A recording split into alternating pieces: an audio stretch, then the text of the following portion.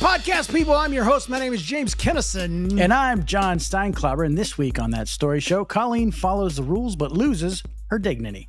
Oh. Amy takes a year to find out why she couldn't put a tent away. Why? I don't know. Luella brings the homeschool drama. Emily almost dies laughing at the show. Uh-oh. Alyssa's in danger due to a snuggly breadstick. Huh? And Flash cuts in to convey a communique about a cute concourse cat. Wow. Say that 3 times fast. I can't even say it one time fast. We always like to start with an opening story. This is called the Sauna Shuffle, and it is wonderful. It comes from Colleen. Many years ago, when I was a naive young girl in my 20s, I joined in an all-women's health club. Yeah, I hear about those. They're important. Yeah. It's for safety, and they don't get hassled by these men, these horrible They don't men. let the fellas in who just bring the stares. Yeah. Who wants that? I have the same problem with women, so I would love to have a men-only gym because the girls are always staring at me, boy. I'll tell you. Anyway, it was a small, privately owned place, very non-frill with limited equipment and only a curtain separating the changing room from the workout space. So yeah, just a mom and pop type place. Sounds cool. I was very modest, so I'd skip the changing and I just wore my clothes that I was going to work out in to the club. They had a sauna, which I was always curious about, but I was way too shy to even consider using. But one day, I'm the only one in the club, so I think maybe today's the day I'm hitting the sauna. I carefully read the instructions on the door. Number 1, remove all clothes. I'm out. That's me. I'm done. Nope. Number 2, keep the door closed. Well, duh. And number 3, do not use if pregnant unless you want to air fry your baby. And number 4, if you become dizzy or lightheaded, pass out immediately. No, leave immediately. Okay, I'm ready. I'm a rule follower, so in spite of my shyness, I stripped down, taking a Reader's Digest with me so I'll have something to keep me occupied. And I enter the 5 by 6 foot cedar box. There are 2 sets of benches inside, sort of like bleachers. So I make myself comfortable on the top set of bleachers and I begin to read while enjoying my first sauna experience. It's all private, it's perfect. Yeah. A few minutes later, I hear a rustling from outside the door and in walk 2 rotund ladies with towels on. Towels! The sign didn't say you could wear towels. They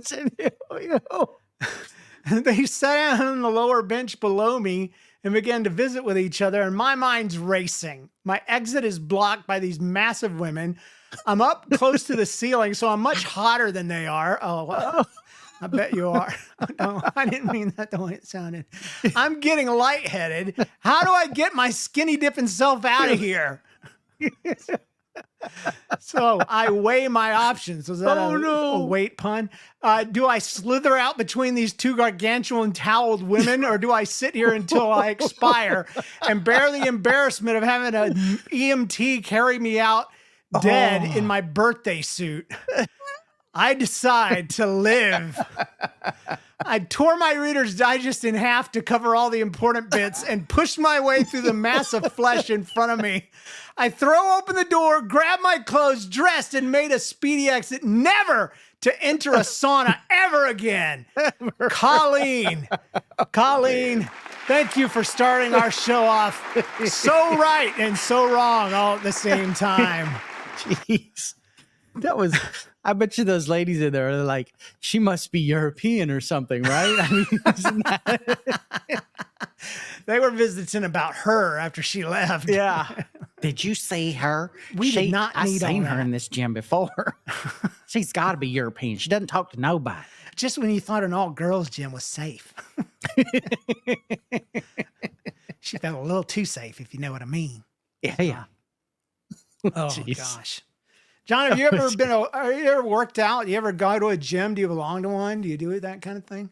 I don't belong to a gym. I have visited a couple of gyms. In fact, when I was in college, I had an arrangement where I could work out at the gym for free as long as I volunteered my time to clean the gym. So what kind of stuff did you have to clean? Like all the equipment. I just would like go in and I'd wipe stuff down and, go clean the just wipe stuff down. I You didn't have walked to around do with a spray showers and bottle. toilets or anything? No, I didn't have to do that. Just clean the equipment and stuff. So let me ask you this. You had some spray and you had a towel, probably. Yep. How long, what colors came off on these towels? I don't recall. And the reason is because that lasted me one day. I did it one day. I bought the stupid shirt. It was a Gold's Gym, believe it or not. Oh, you buy a shirt. I had to buy a shirt. That was the one thing so that people knew that I worked there. This is almost like a dream recalling all this because I had forgotten all about this. I don't recall. They kept things really clean there. I do remember that because I actually did work out there once. But then I was like, you know what? I'm a college student. I don't got time for this. So why did if you I quit? Can't stay fit because I don't know really because I just never went back. I don't know. Maybe I still have the membership. It's in Lakeland, Florida. I just go down there. Oh man. Yeah. I just wondered because, what are you wiping off? I mean, people sweat, dead skin cells, maybe somebody's makeup occasionally. If a Tammy Faye branded woman comes and works out, Tammy Faye branded. Yeah. I don't remember. I do remember it was a white, it was like a white towel, hand towel kind of thing. Cause they had a bunch of those. But you didn't make it a day, huh? I worked there a day and I worked out one day. And how much did the shirt cost?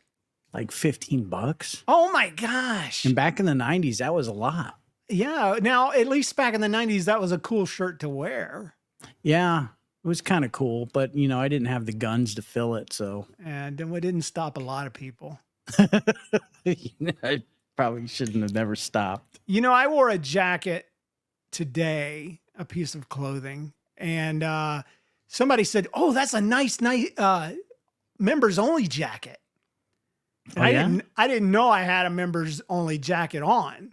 Really? I got it from American Eagle.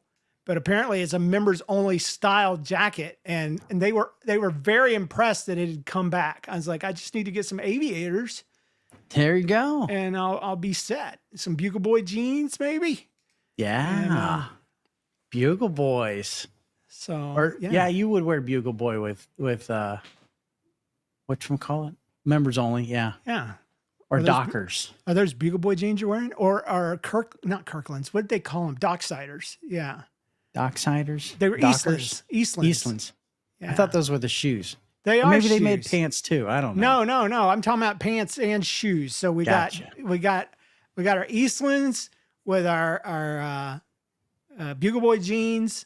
We got a cross colors t-shirt on and a members only jacket. Members only. And if it gets too hot, you can put your duck head shorts on. Oh, there you go. Oh, yeah. That's a vibe. It's a whole thing. We got a review brought to you by podgagement.com. Brett Bigler, who sent in Metal Finger. They got a whole episode named after him because Jet was a majorette, a cheerleader, and she was accidentally flipping off the entire congregation because of her metal finger. It's the middle finger. Yeah. She says in her review, I think the funniest thing is that the age range keeps going up. I listened to the newest episode and now it says 13 and up, and I swear that it was 10 and up before. And somewhere before that, it was family friendly. So what happened? So James and John are just getting more moms saying that the podcast is too explicit for their 11-year-olds. Smiley face. I love this podcast so much. Thanks for the laughs, Jet. Yeah. Well, you age and you grow up, and I'll tell you what, we were promoting ourselves as a family-friendly show until we did an episode where we mentioned that Santa Claus wasn't real. Wait, and what? I got the most hateful sets of emails you ever saw. You say you're family friendly, but my kids are having questions and all this. I'm like, oh crap. I didn't know what we were stepping in. I don't want to be family friendly. So that's when I started the 10 and up thing. Cause I'm like, if you're 10 and up and you still believe in Santa, no, somebody needs to tell you, no matter what your parents think. Santa. So do I. And I told my kids that it's real as long as you believe. What about the Yeah, action? that's right. It's not real for them. They don't believe. So anyway, and then we went with 13 and up because of the rules of the internet. You have to be 13 and up to Yes. submit things, and we can't be That's right. responsible for those that are under 13. So now I guess technically, I don't ever want to say PG-13 because there's no way. We don't swear. In PG-13, you get an F-bomb. Yeah, We don't. you can. You can show an exposed backside, and You can I use think we other handled. words too. Yeah, we handled Colleen's story very well. I think we were very respectful to the It's very content. tasteful. Yeah, It's thank you. artistic. Yeah. So There's Digest. Reader's Digest was involved. Maybe we're G13. And maybe that's our rap name group, our group rap name. We're G13, yo. G13. So anyway, thanks for the review. We love reviews, and you can review us all you want at review.thatstoryshow.com. Let's do a news nugget. All right, a woman named Marijuana Pepsi from birth doesn't smoke weed or drink soda, but will never change her name. Oh. This is a real woman. A woman called Marijuana Pepsi from birth says she'll never change her name, even though she doesn't smoke weed or drink fizzy drinks or alcohol. Oh, wow. Yeah, Marijuana Pepsi Van Dyke, she's 52, was given her name by her mom, who said the name would take her around the world due to its originality. Yeah. Growing up, Marijuana said she would be questioned on the moniker and whispered about, and people assumed her mother took drugs or was in prison, which was untrue. Marijuana has a PhD in higher educational leadership, works at the Community College of Baltimore County, and is a founder of Action as Empowerment Center for Change. When people find out my name, they ask for my nickname I said, hey, if you can't call me Marijuana and that's not comfortable, you can call me Dr. Van Dyke. Boom! But here you go. There you go. Dr. Marijuana Pepsi Van Dyke. Yes. Yes. I wonder if she's gotten to go around the world with that name yet. Oh yeah, truly. She just did. She just ran around the world. She did through this podcast. You're welcome, Dr. Marijuana Pepsi Van Dyke. I'd like to shake your hand. I would like that too. Let's do some featured stories. Let me tell y'all a story.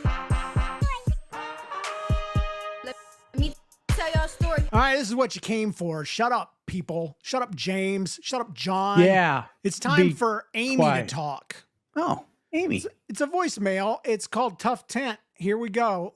Let me say that again. Tough Tent. Tough Tent. Hey guys, it's Amy, and I am back with another story.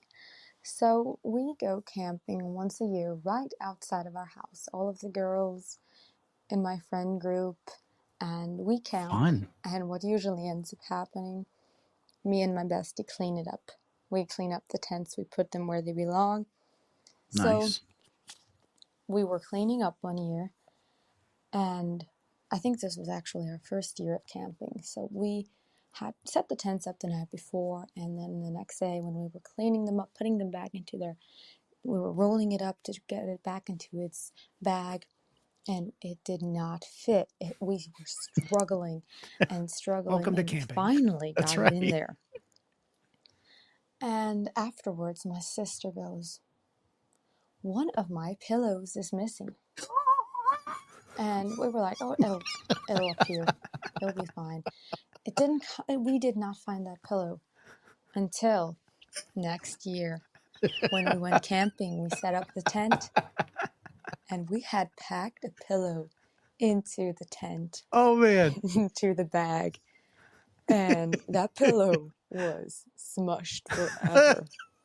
So that is the story of the time we managed to fit a pillow into a tent, I should say. That's impressive. That's actually impressive because the tents never go back. They never in go the back freaking anyways. bag. Unless you're really, how you're camping, you know the indicator that you're camping with girls? What? She said one of the pillows. That means she brought multiple. So only one got unaccounted for because they had 12. One of the pillows, one of my pillows is missing. When I go camping, I take my unused clothes and I press them together to use them as a pillow. Into a pair of boxer briefs. Yeah. That's right. So I got my socks right next to my face the whole camping trip. She's going glamping. That's the difference. That's right. There. Glamping. That's right. I sleep on a bed of pillows. That's what bed I of do. pillows. Oh my gosh. Probably does make the camping experience a little bit more fun. The stuff never goes back in the bag. No. Ever. It's like unfolding a map. Like camping chairs. Try to get those back in the bag. They go, but it's like it gets hung up on every single thing along the way.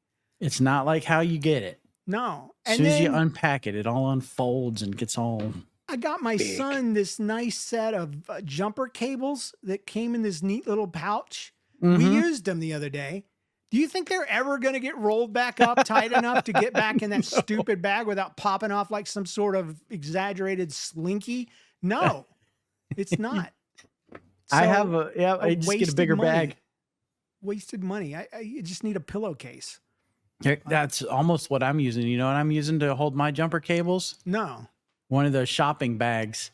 Not the plastic ones, but those ones that they, like the plastic conscious people carry around. A reusable grocery bag. Reusable, perfect. Yep. And that's what I use, and it works great. Yeah, those things are awesome. Yep. Thank you, Publix. All right. We've got some homeschool drama. So where does your son go to school? Oh, he's homeschooled. All right. This is from Luella. She says, this is Fast Food Fingers. Hi, I'm 13 and homeschooled, and I am the oldest of 4. Heck yeah, hectic house. I know everyone says, but I love the friggin' podcast. Yes. Thank you. Having 2 3-year-olds and a 5-month-old in the house, you can... What? That's a lot. So twins and a 5-month-old? Oh. Man, you ain't got enough to do to homeschool your kids to where you're just like, let's have a bunch more. Yeah. Let's just have them on an annual basis. Got a 2-for-1 deal. Let's work them into the budget. You know, this Christmas was tight, but let's make it a little tighter for next year. Let's bring another little bundle of joy in that we can teach all the numbers and letters and colors to again and a freaking again and a freaking again. It'll pay off later in life. That's for sure. For them, parents get screwed. They do. They do. We do. It's the thankless job. But for some reason, it's like my daughter. She got this dog. I told y'all about this dog she got. Right. We're like, you should never get the dog. And she finally admitted, she's like, you're right. It was the wrong decision, but he's my whole world now. And I'm like, that is what it's like being a parent right there. Yep. I never should have had this baby, but it's my whole world now. It's my whole world. Oh, anyway. Oh. So we have a lot of craziness going on, and I have bucketfuls of stories, such as my little sis throwing a block at my grandma's eye. Oh. Because she lives there. Of course she does. My little brother farting so loud he made my mom scream. Oh, jeez. Send that one in quick. My neighbor almost burning his house down, boiling down cow hooves. All right, now. What is that for? Are you making gelatin? No, that's horse hooves. What are you doing? Sure. Cow hooves, horse hooves. You can make it out of it all. All right. And my grandma literally melting bacon. I want all these stories. Luella, you just gave us the biggest teaser we of will the dedicate year. an entire episode to your stories if you send them all in at once, even though I never say that. I've never said send your stories in at once. And you'll probably recount that, but I'm standing by. Yeah, I will. If you send me every one of those stories, I will dedicate a chunk of show to you. Anyway, here's my story. That's the way she wrote it. Here's my story. I love it. My 3-year-old sister has an annoying habit of being a twin. Now, I just love how she mentions one of them without the other. But my 3-year-old sister has an annoying habit of grabbing anything and everything off the counter or table and using it for her own good. One day, she was in the bathroom and something on the counter caught her eye. Assuming it was chapstick, she popped off the cap and started spreading the substance on her lips. Eventually, my mom came in and assessed that it was not lip balm, but it was my dad's all-natural magnesium 24-hour protection deodorant. You didn't have sweaty lips for a whole day. I will wait patiently for your thoughts. I know you two little angel. What? She's waiting for our thoughts, so let's get them out there. I know you two little angels will put my story on the show, so I won't even say, I hope this makes it on the show like a wimp. XOXO, the Wella from Vermont. Here's my first thought. At least the all natural crap don't work anyway. So who cares where you put it, right? Yeah, well, here's my thought. I think your little sister now has a mustache from Dad's armpit hair. She glued them right on. Short and Oh, curly. it's so gross.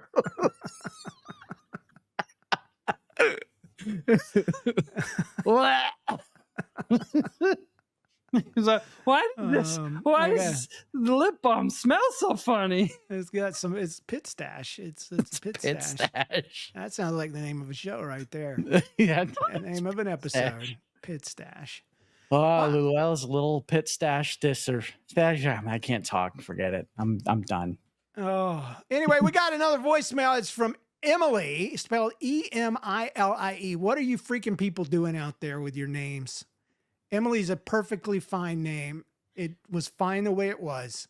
Anyway, Emily, I do kind of care about your name. It's cool. This is called Closet Crash. So I've got another. Nope. This is called. Yeah, this is called. deep voice. This is called Closet Hey, Crash. James and John. So this is Emily from Oklahoma, and I want to tell you a story that I literally just happened 5 minutes ago.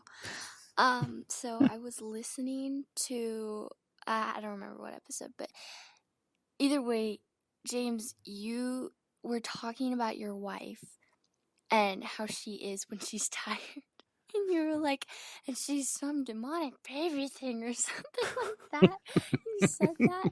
And I laughed so hard that I was in my closet cleaning it and I hit my head on this little overhang in there and I knocked forward into my clothes rack.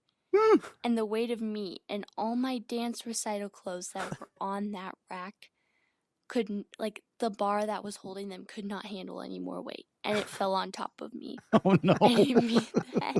And now I have to put all of those clothes back up. All the I dance love my recital clothes. story. I love the show. I haven't been listening for that long, but it's amazing. Oh. So thanks. Oh. Keep listening. Everybody gets sick of us eventually. So- Yeah, they do. We got a rotating circuit of a crowd that listeners, they like to come through and then, okay, I've matured too much, so I'm done with this. I'll see you. I'll see you after I'm through with my 20s. Yeah, we'll be back. We'll bring the kids with As soon us. as I hit 30, I'm back. I'll be back. Hey, I remember that show. They You were guys great. are still podcasting? Holy Whoa. crap. I'm 31 now. I mean, that happens. That really happens. So, Ouch. oh, man. First of all, yeah, there's something to say about all of your dance recital costumes She's got a closet full of dance recital costumes that sit on a bar. that she's had for years. Kids grow every year. They have a dance recital every year. If you've got a bunch, none of them fit. You're just keeping them for the good old time's sake. Yeah. And you can't give them to the thrift store No. because dance recital clothes have to match all the other kids at the dance recital. No. So, when are you going to get that? When are you going to do that? Maybe some poor kid that does beauty pageants. Yeah. But let me take that back. Beauty pageant kids, poor or not, have dresses on. And dance recital gear typically different, yeah. looks like a one-piece bathing suit with maybe a little tutu or something going on. So no, it's not a pro.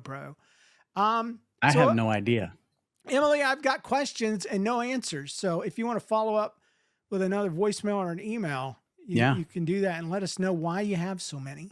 Yeah. And are you a professional? Because if you are a professional, then I can understand a whole rack full of the dance and what recital do you win stuff. at the dance recital? Do you get a ribbon or do you get a medal? Or do you get a scholarship? Do you get do you have trophies? Do you have a mirror full of medals, or do you have a mirror full of badges or bows or something? There's That's got to what's be in the something other in closet. it for you, Yeah. Emily. Yeah. I don't know. Just be careful. We used to have a disclaimer we played before the show. True. because people would get in trouble listening to our show on their headphones. Yeah. And we have to add closet crashing. We to that do. That's list. a new one. Wrapping up almost our all-female episode so far. Have you noticed? No, I didn't, but now I do. Alyssa has a story called Breadstick at Bedtime. When I was 5, I was camping with my grandma and mom in the woods. So not in somebody's front yard like before. This is real camping. What we were having for dinner was something with breadsticks. Okay, maybe not real camping.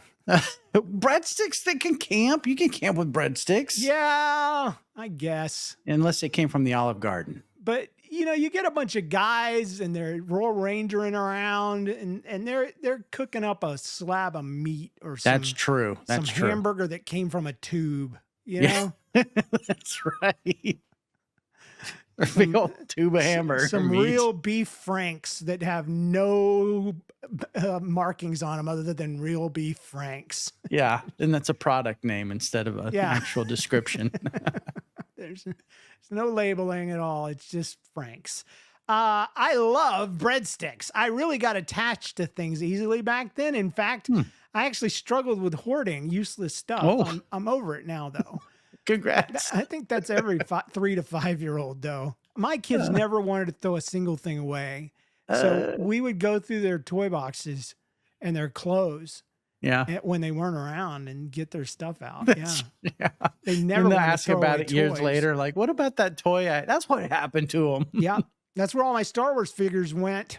So anyway, the breadstick was so good that I wanted to keep it and sleep with it like a teddy bear. And for some reason, Grandma let me. Well, Mom wouldn't, but Grandma would. Grandma would let you do That's anything. why we love Grandma more than Mom. Right. Grandmas are better than moms. Oh, maybe, James, that's the secret. You know, we just talked about parenting and how rough it is, but maybe grandparenting is where the payoff is. That is so good. That is wisdom. That needs to hang in a bar somewhere or be on a canvas at Hobby Lobby. I'll work on that. Something with some scripture, all right? Yeah. So anyway, find something to fit. Later in the middle of the night, my grandma and I and my breadstick are sleeping peacefully when we start hearing something sniffling and snuffling at the tent. Oh, no. Grandma the Brave gets up and slowly unzips the flap to come face to face with a bear. Oh, no. Grandma started screaming her fool head off. Holy moly. She whipped around, tore my precious breadstick out of my arms, and chucked it over the bear and out of the tent. Zip went the flap, and away went the bear. He was chasing the breadstick, I'm sure. The bear never came back, thankfully, and we were both finally able to get back to sleep. So the day was saved by Grandma and my poor snuggly but apparently bear-attracting breadstick. Hope this makes it on the show, Alyssa. Wait a second. A bear. A full-on bear. All right. They had to have been Grandma had to have been super tired because if anybody that I know wakes up to a bear outside their tent, they're going home immediately. No, not if you're scared or drunk. Grandma is not drunk as you suppose. She knew exactly what that bear was there for. She knew she was stupid to let that girl sleep with that thing. She was immediately half asleep, woke up immediately, saw the bear, said, "He's here, not for me, not for meat. He wants the breadstick. I'm chucking it out and I'm zipping up the flap and I'm praying to Jesus that all my dreams come true. And my dreams do not include bedtime with that bear." Oh my goodness, man. Yeah. She totally yoinked that thing and just That was a bedtime breadstick bear. Bedtime breadstick. The bear just wanted to snuggle. He barely wanted that breadstick. And it reminds me of Mitch Hedberg. He said he got in a fight one time in a tent and he walked out and had to try to slam the flap. You can't slam the flap. You can't do it. You can't. How am I supposed to express my emotion at this particular time? So, all right, we can't let it all be girls. So, Flash J from the UK writes this: the Railway Rascal. Oh yeah. I've been riding the train to London from my town of Salisbury for over 10 years, but due to some work involving the parking lot, I now have to arrive early if I expect to find an empty parking spot. Recently, I've discovered that a cat lives near the station. He crosses the parking lot and then sits by the sliding doors until someone comes by to let him in. It's McGonagall. It's Professor McGonagall. Oh. She's looking for the walkway 9 3/4. You don't even know what I'm talking about, do you? I do, yes. Oh, okay. I didn't Harry know if you were Potter. a Harry I know who Potter guy. McGonagall is. Okay, she died recently. She did. What's her She name? was so Betty great. Smith or something Mary, like that? something.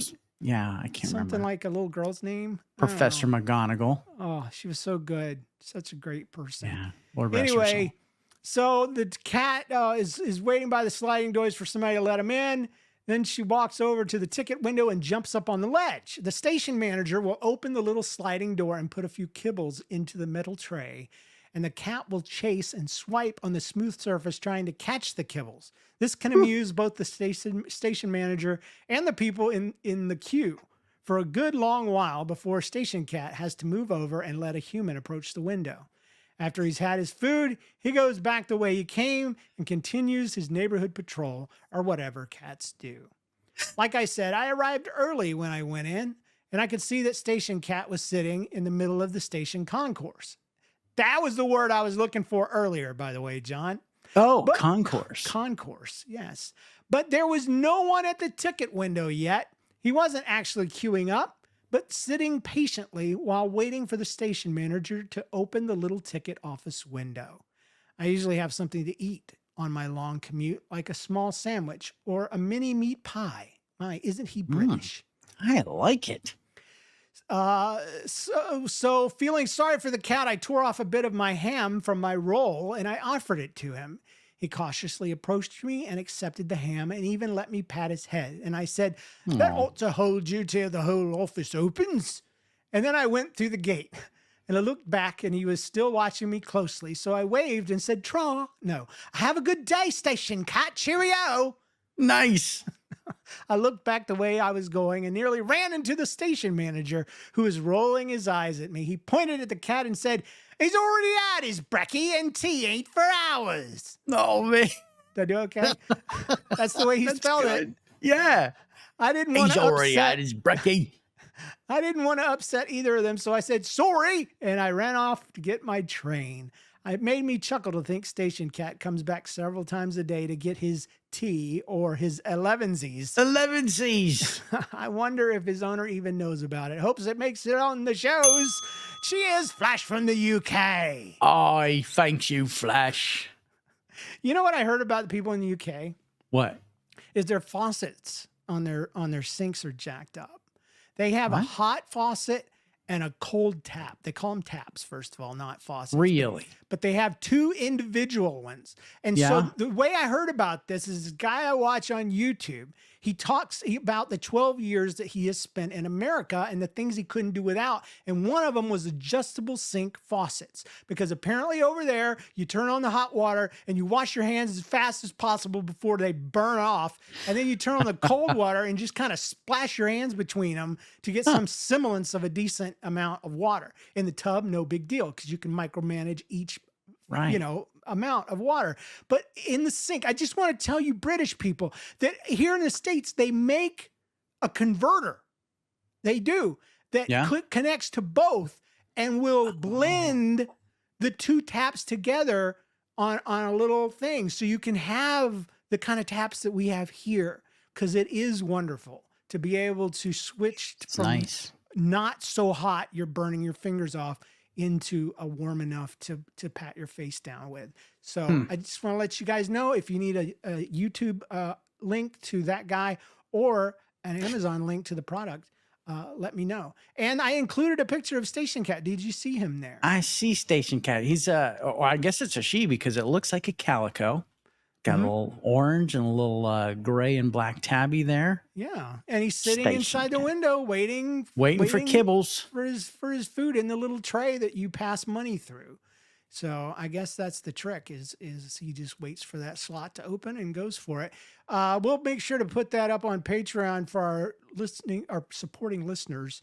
And yeah, anyway, that is our show for today. We do have an announcement. Stickers, keychains, hats, and more available. Just go to nlcast.com and click on merch. We got shirts and all kinds of stuff.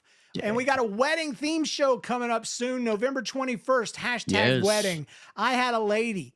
Okay. She says, Yeah. James, I'm a wedding planner. I have so many stories. She said, Yes. I know you have a rule against sending more than one a week, but can I just send them all? And I'm like, yes. She says, can I Vmail them or email them? I'm like, whatever you want. She says, I'm doing both. So I got a whole bunch of Vmails and emails from this lady.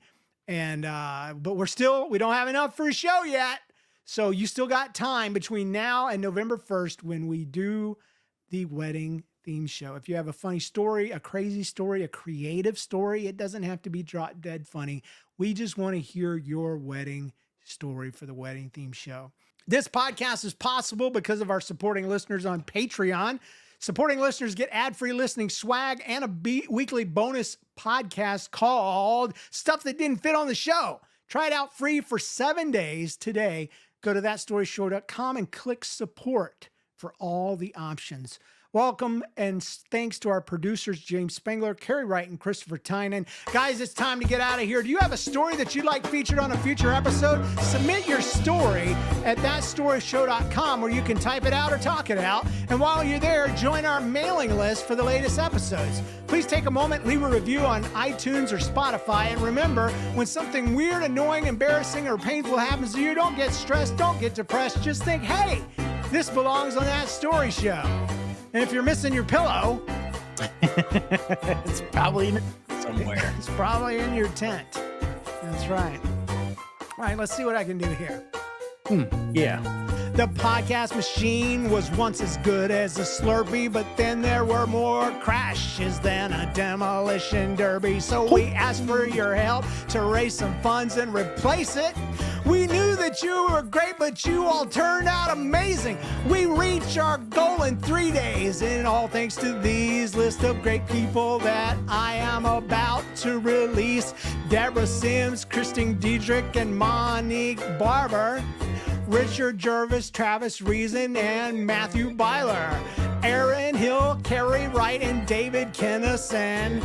Robert Howie, Keith Housley, and Allison Peppelman. Isaiah Chatteruck, Derek Richards, Lori Kiker, Gianna Harden, and Allison Argel. Stephanie Gorby, Catherine Kennison, and Robert Howie, Sarah Roadhouse. There's no more, because that is everybody. Thanks to all of you, your gifts just let us know that we're just one big family here on That Story Show.